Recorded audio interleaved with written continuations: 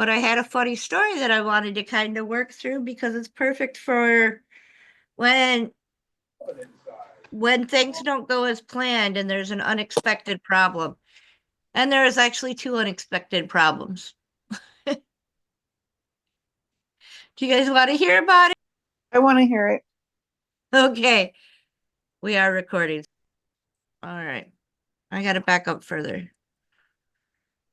So problem number one is the video camera died in like what would have been like the best recording ever because my battery was dead. Got to back up a little bit further if I can. It's hard because I can't see that line because I got the Zoom screen information up and that won't go away. Let's see if I can. Yeah, moved it to the top. All right. So here's my problem. My goal is, I mean, she's healing great, perfect, right in line, and watch Belle. She's like, she loves these gray steps. She steps on them all the time, but she won't step up. Any ideas why? Cones. The cones are new, the walker's new, and the steps are stacked up as two, which we rarely do. Usually she has what the height of one. So it's three new things, and she can't figure it out. Like so she was suddenly scared. So this is a typical adolescent problem, something she's always done easy in the past. Like all three of those things are something she uses all the time on a day-to-day Just put together. resource, right? Just The put together. cones, the walker, the steps. She's very familiar with them. But put them all together and her adolescent brain went, nope, not safe. She's trying to go around. She's trying to figure out every alternative. All I want her to do is put her front paws up on the step like she's done billions of times. But so it does catch some of that, like me trying to eliminate to see what the problem is. My first thought is the cones, but now like she's stuck in the mind of I can't do it. I don't want to do it. I'm not going to do it, right? So I end up having to totally eliminate like the whole thing. Get rid of the walker, get rid of the cones, take the step down to just one step. And look like she's doing it now, but she's doing it with one foot. So that fear is still there. That was two steps. Here's going down to one step and taking her across the opposite way to something she does normally where that fear wasn't in. But even when she comes back to it, she's still somewhat hesitant. Oh, and there she goes.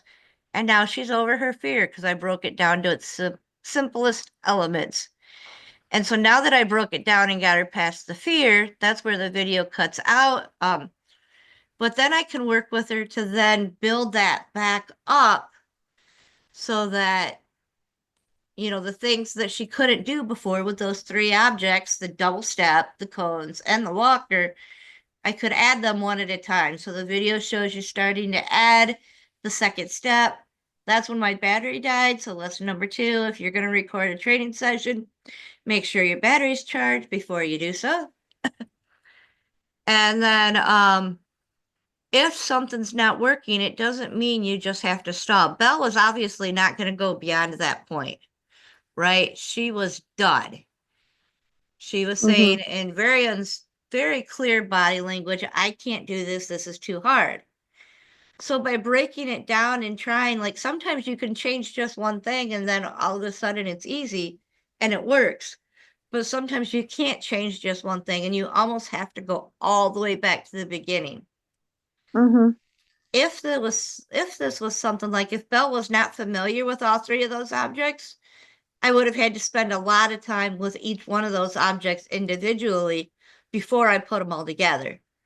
Right. Since she has that learning history, she was able to build it relatively fast and get it back up.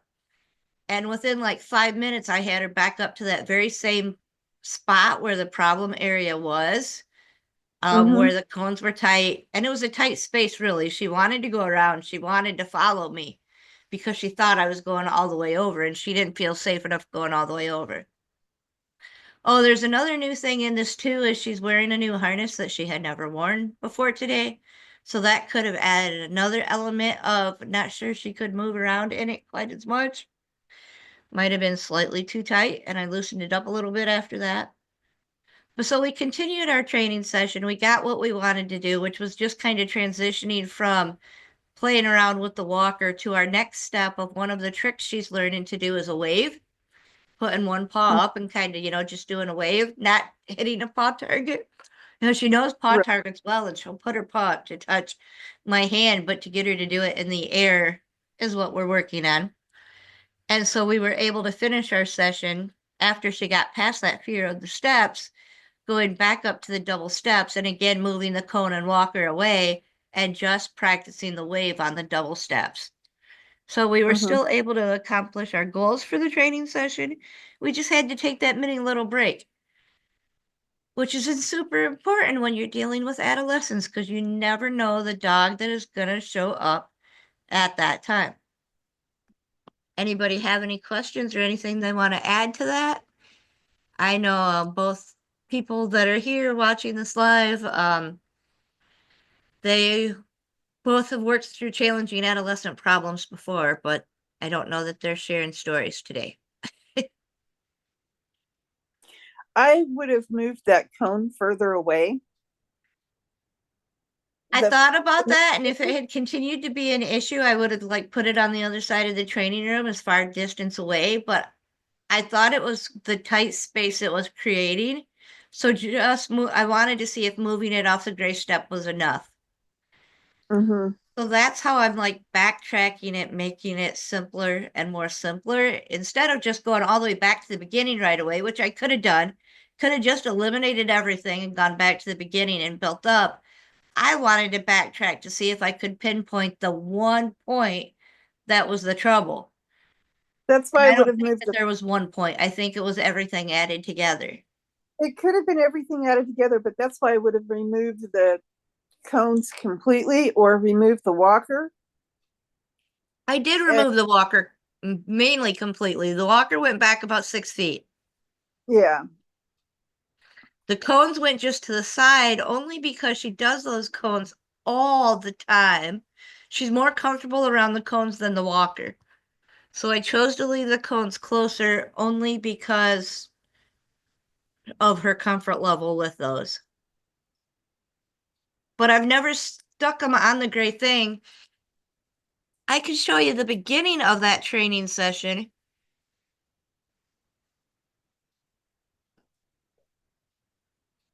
It's telling me my audio quality is low, and I'm wondering if that's because I'm not plugged in. But I've got to leave here shortly for the library. So.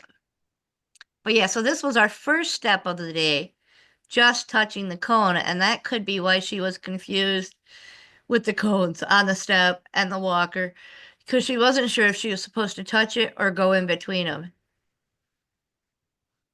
I've started using different targets for different things. So, like if I want a touch, I have a target that I use for them to touch. Like if I want them to go to the target and touch, Mm-hmm. versus if it's something like if they want them to go around the cone, I'll use a cone.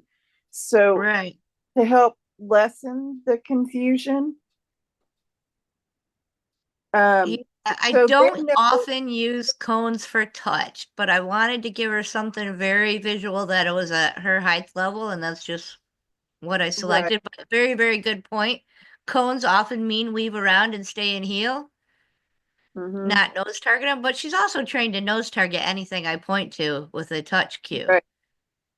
Right. So I could put a chair there and she should be able to touch it.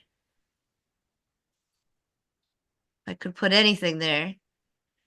My goal was so she's last week she was doing awesome with forward momentum pull, and like if she was going too fast or pulling too hard, she knows those cues. Too fast, too hard. Let's slow it down, make it easier for mom. um, but this week she has adolescent brain going on, so she's struggling with that impulse control.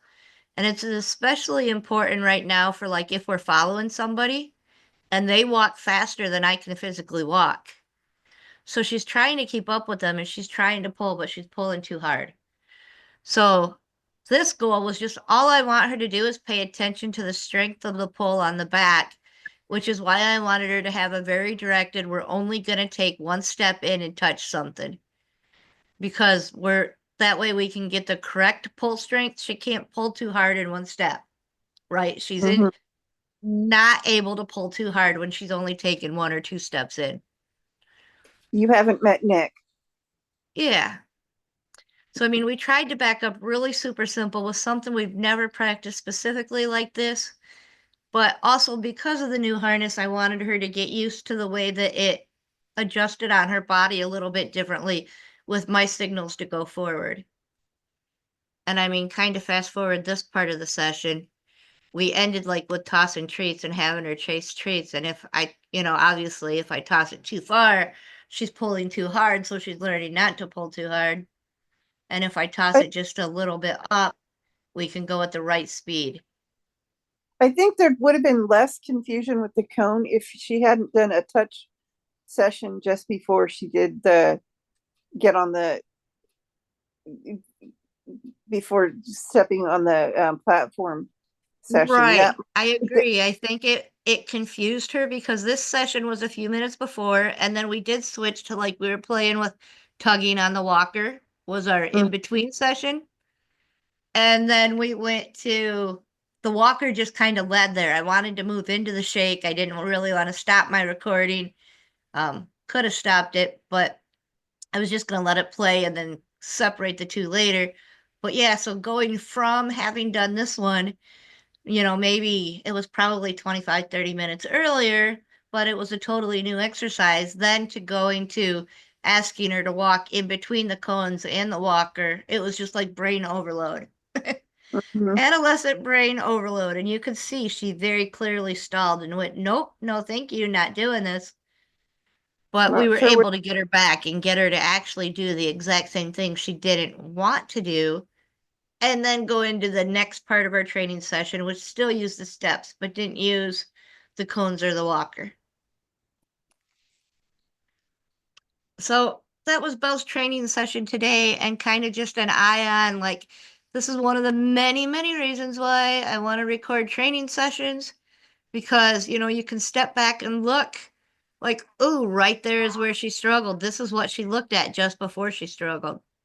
Hmm. Um, this is our bow session, which was it's mainly play because she does it really easily when we're playing. Hmm. But we worked a little bit on crawl, which I call scoochy scoochie. It basically just means move up about a foot. And then I can ask for a second one, but it puts her hips in kind of an unusual position, which is a pre-position to bow. So sometimes when we're tugging, I can get her to go into a bow, but if I just have treats, she goes into a down too fast. Hmm.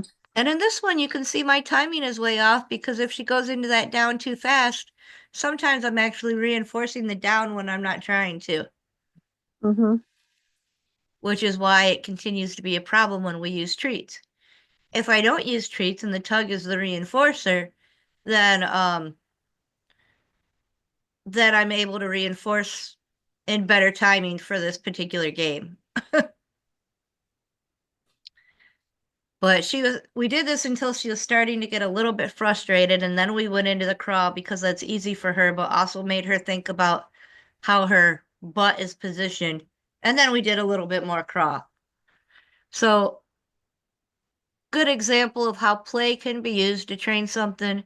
Belle's main focus for the next couple of months is learning tricks, fun tricks that she can show off. Because we do a lot of things like tonight, we're going to the library and sometimes we'll show off, and I can show off a lot of her service dog skills, but everybody wants to know, all the kids want to know what tricks can she do? And right now that would be just about none, other than playing the pick one game. They always love that. What? So I tried to divide the training sessions up with this bit of play, even though the play was training, it was totally different and more exciting fun than it was specific training.